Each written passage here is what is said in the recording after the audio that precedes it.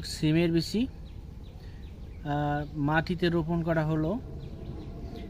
জার্মিনেশনটা একদম পারফেক্ট, 80% উপরে আছে, শতভাগ জার্মিনেশন।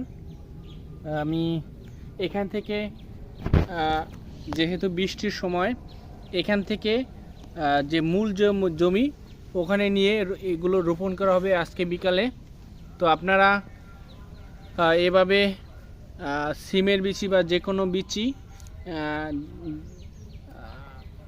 বপন থেকে রোপণের উদ্দেশ্যে আপনারা মূল জমিতে নিয়ে এভাবে করতে পারেন, অনেক সুন্দর হবে। তাহলে তার কারণ হচ্ছে বৃষ্টির সময় বৃষ্টির কারণে যে চারাগুলো বা বীজগুলো নষ্ট হয়ে যাবে এরকম কোনো ভয় থাকবে না।